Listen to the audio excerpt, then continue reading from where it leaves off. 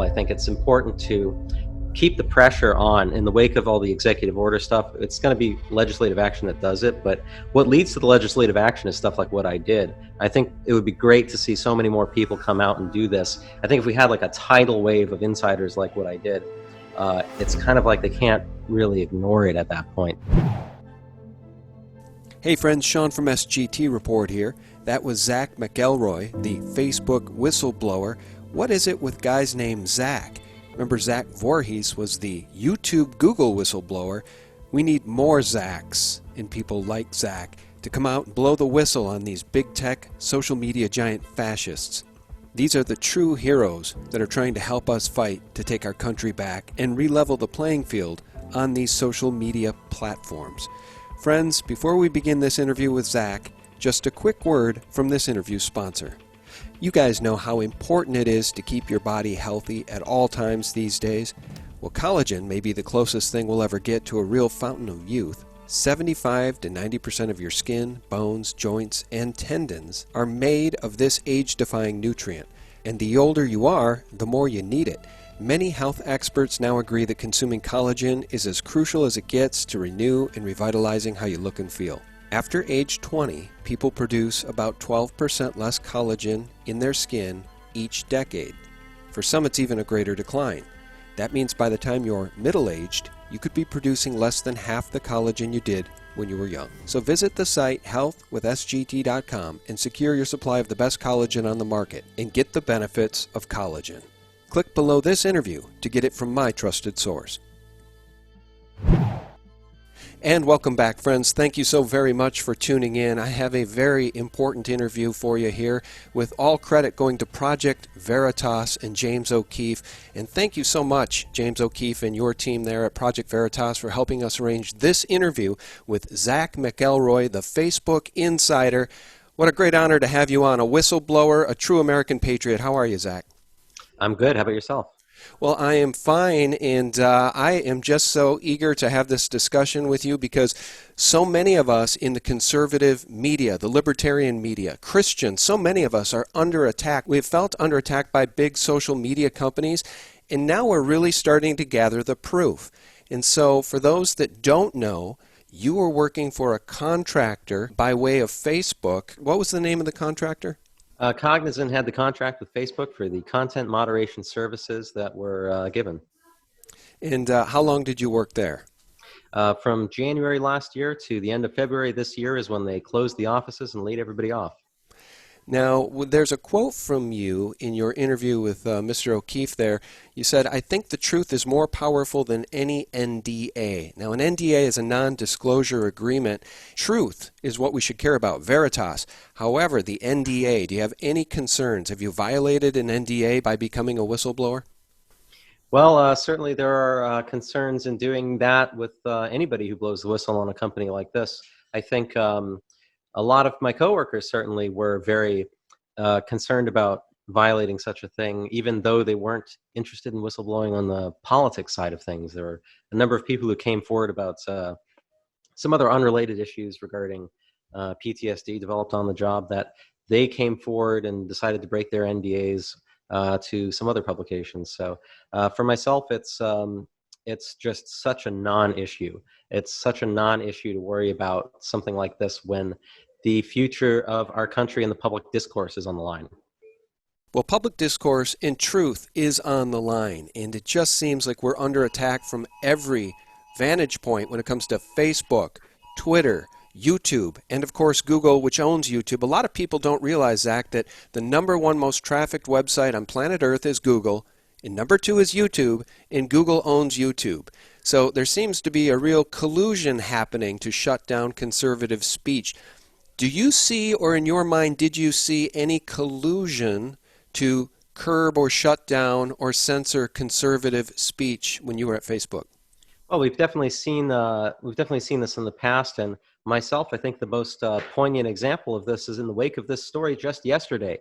The video I saw got over 1 million views in just a matter of hours. It had 70 or 80,000 tweets on the hashtag expose Facebook, yet did not trend anywhere on Twitter. And instead, we saw other hashtags that were trending that day were Taco Tuesday with 3,000 tweets, and Ron Jeremy, I think, was #1 for a minute, had 10,000 tweets. Hashtag Ron Jeremy.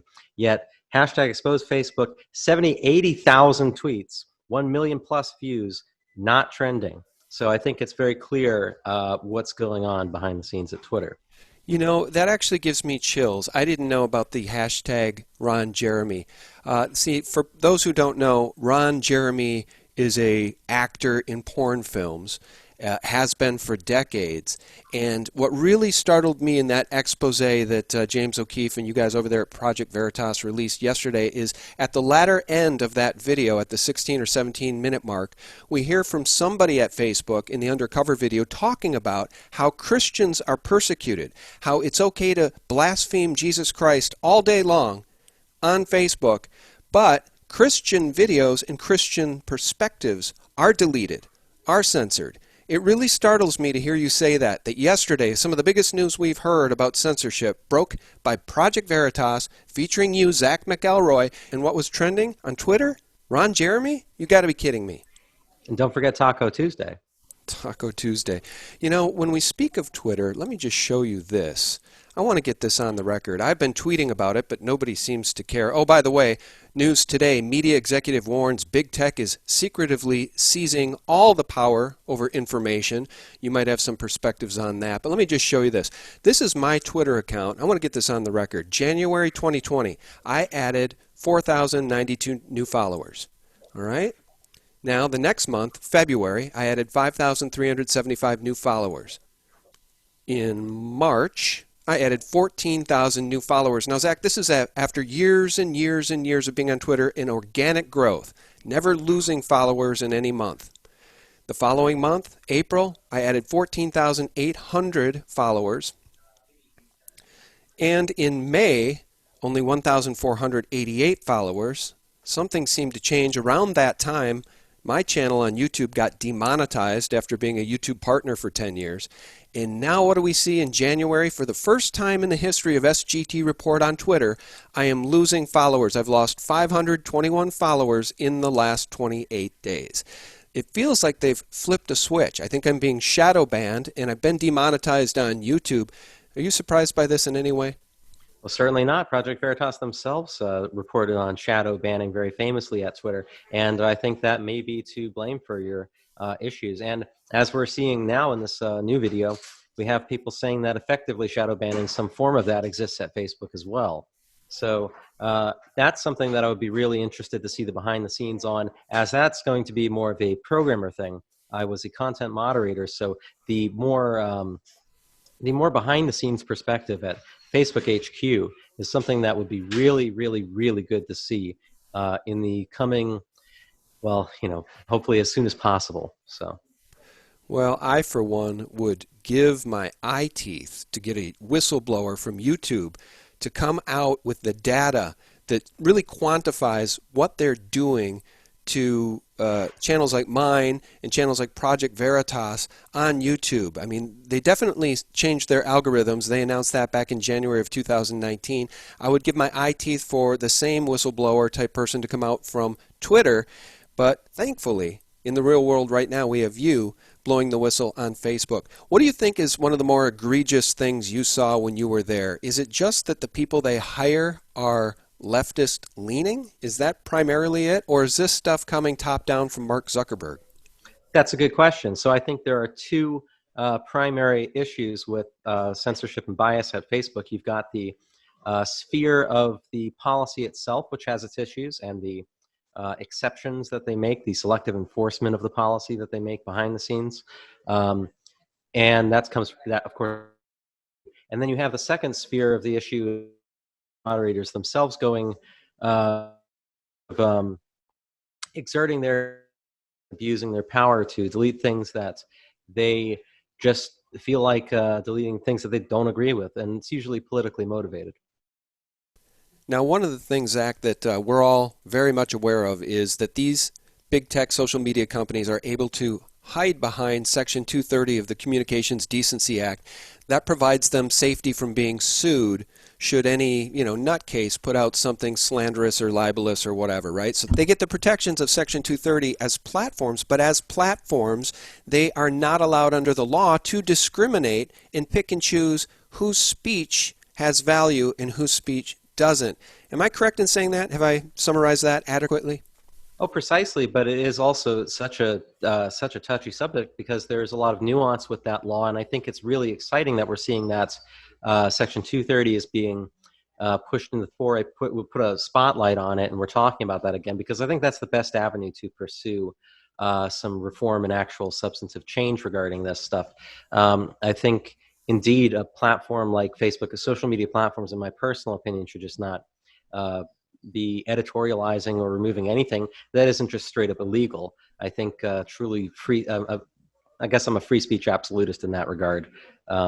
So yeah, I think Section 230 is definitely going to be a very important thing to be looking at in the wake, especially of the executive order recently and talks of congressional action. So that's right. The executive order from President Donald Trump, May 28th, 2020, by the authority vested in me as President by the Constitution and the laws of the USA, it is hereby ordered as follows, and then he lays it out. So is this a threat to big social media companies? And I guess if it is a threat from the White House to try to get them to fall in line and be fair and re-level the playing field, why hasn't it happened yet? Well, certainly it would be a threat in the if it would be a threat if things were done exactly the way that we're hoping they will be, which is to say that they'll be stripped of their protections if they if they're not acting as platforms, if they're acting as publishers, because of course they would be sued into oblivion if that were the case.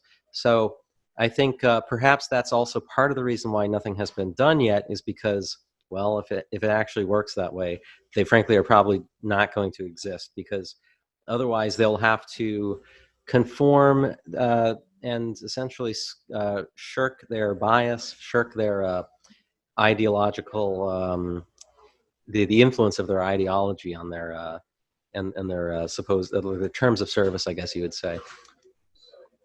Well, their terms of service are really laughable, and their community guidelines, I'll speak about YouTube specifically, are quite laughable because in my case, when I've gotten strikes for interviews with book authors or other experts in fields that they don't want discussed, or more recently when I was demonetized after 10 years of being a YouTube partner, they cited harmful content, Zach. They said, my content, interviews like this one, are harmful to viewers. And the question I ask is, what viewers do you mean? Because in my case, with 600,000 subscribers on YouTube, I overwhelmingly get likes on my videos to the tune of 98 or 99%. Clearly, my content isn't harmful to those viewers, the viewers that seek out conservative and Christian content. So do we see the conflict of interest here in their own community guidelines? They pick and choose who to penalize, and who to reward. And I think we're all getting mighty fed up with it. Well, absolutely. I think guilt by association is the order of business oftentimes, and that's how you get most of the people that's how you really kind of put your boot down on the on any particular subject that you don't want people to talk about. For instance, InfoWars is famously banned on Facebook, so not only can you not post about Alex Jones, you couldn't post about anybody associated with InfoWars. You couldn't post anything regarding their network. And this kind of thing, which expands not just the ban on specific people that they don't like, but you can't even talk about these people. You talk about books. Just the other day, I found out Amazon has banned Dr. E. Michael Jones. Michael Jones, I know. Yes. I just saw his video last night. That's shocking, isn't it? After years and years of having his books, Logos Rising being his latest book, on Amazon, they scrubbed E. Michael Jones. Absolutely. After 11 years of promoting all of my books, including The Jewish Revolutionary Spirit, Amazon, without notice or warning, removed them from our seller account. That move was preceded by the removal of all of my ebooks from my Amazon Kindle account 1 week earlier. And why was my Amazon Kindle account taken down? Because we tried to publish an ebook entitled Nazi Hunters and Their Catholic Proxy Warriors, which was a review of a series produced by, you guessed it, Amazon Prime. Their series Hunters got to promote not only the vilest sort of bigotry and hatred, It also advocated violence against any non-Jew that the main character, portrayed by Al Pacino, considered a Nazi. At this point, the Nazi hunters became judge, jury, and executioner, and Al Pacino sanctified their behavior by saying, "It's not murder, it's mitzvah." This is not murder, this is mitzvah. Now Amazon Prime is at it again, promoting revenge porn, this time against white people in the wake of the George Floyd riots. Amazon, in other words, can promote not only ethnic and racial hatred, but violence against groups they don't like, and no one is allowed to object. Objectors to racism will be punished. Amazon can sell Blue Lives Murder t-shirts promoting violence against the police because it is so big, rich, and powerful that no one can stop them from doing anything they want. Here's the problem, my friend. Mark Zuckerberg is a billionaire. Jeff Bezos, they say, one of the world's richest men, by some accounts the world's richest men. I would always like to point to the international banking families that have controlled printing presses for centuries. Perhaps there's people with more money out there than even Bezos, but Bezos is a billionaire. He owns the Washington Post. I'm sure that there are plenty of billionaires within Google. The CEO of YouTube, Susan Wojcicki, is the sister of Ann Wojcicki over at 23andMe, and she was once married to Sergey Brin. Are we starting to see the big picture here? It just seems like one big conflict of interest cocktail. Oh, absolutely. I think, yeah, you need not look very far to notice some of these connections. Let me do this. We'll do another screen share here. Before we get back to the environment at Facebook specifically, let's talk about a little bit of good news coming from Senator Josh Hawley of Missouri. Senator Hawley announces bill empowering Americans to sue big tech companies acting in bad faith. For too long, big tech companies like Twitter, Google, and Facebook, I would add YouTube to that, have used their power to silence political speech from conservatives without any recourse for users. Section 230 has been stretched and rewritten by courts to give these companies outlandish power over speech without accountability. Congress should act to ensure bad actors are not given a free pass to censor and silence their opponents. Accountability. That's all we're asking for, Zach, is accountability. Do you think that there is a chance that a bill like this could be passed when Congress is controlled right now by Democrats? Well, that is definitely going to be a tough fight, but I am wholeheartedly enthusiastic to put my support behind that, and I'm glad to see people talking about that. Josh Hawley himself been a longtime advocate for this stuff, so I'm glad to see him talking about that. Hopefully we're going to see a lot more people talking about that. I know we will.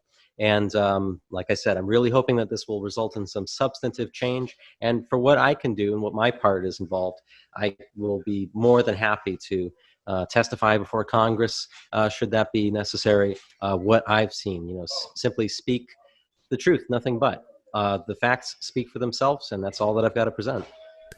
That's right. All right. Well, before we let you go, just a couple of final questions here. And you know what? We don't have to recount what was in the excellent video that premiered yesterday from Project Veritas. I will link it below. Obviously, it features an interview with you done by James O'Keefe, and it features all that wonderful undercover video. I just want to ask you in parting, what is the overall atmosphere at Facebook when you were there? And again, you weren't directly maybe at Facebook, you were working for the contractor, but what was the atmosphere like? Meaning, maybe you're a Christian, I don't know. Maybe you are a conservative, I don't know. Maybe you just are a rightly wired liberal who just hates injustice. My hat's off to you if that's the case. But what was the atmosphere like for conservatives there? Do you feel like people with conservative viewpoints were even scared to speak out when they saw stuff like this happening? Certainly outnumbered. I believe there are definitely people at my office who are definitely afraid to speak their mind. I think I was probably one of only 2 or 3 probably conservatives at the entire office. I think it's definitely a good point that you mentioned. It's different from Facebook proper. The HQ is a totally different environment because, well, they like to put a bit of distance between themselves and their content moderators. And so the fields are totally different, but they do behave the same way in hiring them because most of the content moderators are hired in blue states and blue cities. So you do also end up with a pool of a workforce of mostly left-leaning folks. So Just explain that to me too, because I think when we think of content moderators, especially when we think of that over at YouTube, we really think of algorithms and bots. But these are real people with the actual power to delete anything they want. And in that undercover video, we saw many people at Facebook saying, oh yeah, I delete it. Anytime I see a mega hat, anything mega, in their minds it almost seems like they're at war with conservative speech. You told me that you just whack all the conservative posts and just gone, right? Yeah. No, honestly, like every time, like half the time when I delete people for like pro-Trump, I'm like, you should be on a watch list, dude. Yeah. Indeed, I think there are some. Well, the way I like to explain it is you have a pool of workers that the vast majority of them are left-leaning, and if you're going to have some of them become a bit ideologically radical, well, the result is you're going to have a lot of abuse from the left toward the right, basically, because you're going to have these people who are in charge of a large portion of the public discourse online. And this is such a vast power, this control that you have. And, to have people abusing that power and wielding their influence in wicked ways, I think is really dangerous, maybe more dangerous than they even themselves know.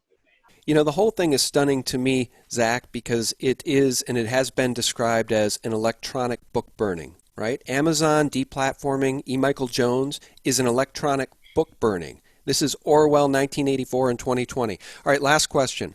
Mark Zuckerberg was hauled in front of the House to testify, and he said, oh, no, we don't censor anything. We would never dream of censoring conservative speech or libertarian speech. That is not our goal. It is not our mandate to our employees. We would never do such a thing. If I know it's happening and you know it's happening, is there any way on God's green earth Mark Zuckerberg doesn't know it's happening? Oh, I think he has to know what's happening, but I guess I can't. I guess I'm not Mark Zuckerberg. I can't say. I'd like Mark Zuckerberg to tell us. I'd like him to come out and say what he thinks and how he feels, and I think it'll be really interesting to see that response. I think as you said, the content is out there, and I think the content speaks for itself. All right. Well, you join the long tradition of whistleblowers that are standing up for the Constitution and the Bill of Rights. My friend Zach Voorhees is one of them. Oh, by the way, Zach Voorhees pointed something out really interesting to me the other night we were chatting. He said Trump's move against H-1B visas will hit big tech hard, and that's the reason he's doing it. There's going to be a brain drain at many of these big tech companies where they're drawing people from China, South Korea, and other places that maybe these people they're bringing into the company, they don't have an allegiance to the U.S. Constitution, and they won't blow a whistle like you did. Any thoughts on that? Oh, I think that's definitely that's a powerful possibility. So we'll have to see where that leads, and hopefully it's all things good, though. All right. And what's on the agenda for you in the near future? I know you'll keep doing interviews and really get the word out here, but I wish you the best. Do you have any plans? Oh yeah, it's all very up in the air. It's been such a crazy journey through this whole thing, this whole process. As I mentioned earlier, everybody at the office was laid off, and they closed the offices at the end of February. And then after February, coronavirus hit. So I've actually been really since the end of February, it's just been flat out impossible to try and get things together, because I'm also working on the story, which has just come out, and now I don't know what's going to happen after. Certainly, there's a notoriety that comes with blowing the whistle that kind of comes with its own hassles. So, indeed, at the moment, I am still unemployed, and it's tough to see what the future will be like. I cannot say how humbled I am that we've set up a GoFundMe for me, and I say this with a certain level of humility because I'm a man who likes to work for his money, but these are just such unprecedented times that I've been so left speechless by the support that I've seen on GoFundMe just thus far. Oh, good. I was going to ask you if there's a way we can support you. I have a very supportive audience. They love libertarians. They love Christians. They love conservatives. They love whistleblowers. But most of all, Zach, they love and hunger for justice, as do I. Tell us exactly how to find that GoFundMe page. Oh, certainly. It's GoFundMe.com/exposefacebook. That's the hashtag as well as exposefacebook. And I appreciate that as well as a paleo-conservative and a paleo-libertarian myself. So. All right. Well, all the best to you. Our guest has been Zach McElroy, the Facebook insider and whistleblower. Guys, I will leave a link to that GoFundMe page below so you can show Zach a little bit of love and a little bit of thanks for what he sacrificed in this case. Zach, thank you so very much. Thank you kindly. And friends, thank you so much for tuning in. For real news, you can visit us directly at sgtreport.com, the antidote to corporate propaganda, and of course, Project Veritas. My thanks to James O'Keefe for getting that whole thing started. Patriots, patriots, let's take our country back. All right, guys. God bless. Bye-bye. Zach, thank you so much. I really appreciate it, man. Thank you. It's my pleasure. And I'll say as well that I really want to, I wish I thought of it before the end, but I wanted to say as well, I think it's important to keep the pressure on in the wake of all the executive order stuff. It's going to be legislative action that does it, but what leads to the legislative action is stuff like what I did. I think it would be great to see so many more people come out and do this. I think if we had like a tidal wave of insiders like what I did, it's kind of like they can't really ignore it at that point. So I really feel passionately about advocating that other people come forward if they are on the inside as well. So the Project Veritas tip line is actually veritastips@protonmail.com. I think if anybody else is interested, if any of your listeners maybe happen to be on the inside, that would be the biggest help in the fight. Oh, well, you know what, my friend? I'm going to put that right here at the end of the video because what you just said is extremely important. And we're talking to you, person at Twitter, conservative Christian. We're talking to you, person at YouTube, conservative Christian, decent human being who cares about your Bill of Rights and your Constitution and your country. We're talking to you. Reach out to Project Veritas and make contact. Maybe you can help us take our country back. All right, my friend. Thank you, Zach. Thank you. All right. God bless. Thank you. Have a nice one. You too. Bye-bye. What you see on TV, I mean, it's just toxic. And like we have seen, these artificial riots, which are now staged in the United States, so to have these racial wars again. I mean, this is just part of the divide and conquer agenda. That's the oldest strategy people ever had, the rulers make sure that the groups are fighting each other so that they don't understand who is really responsible for it.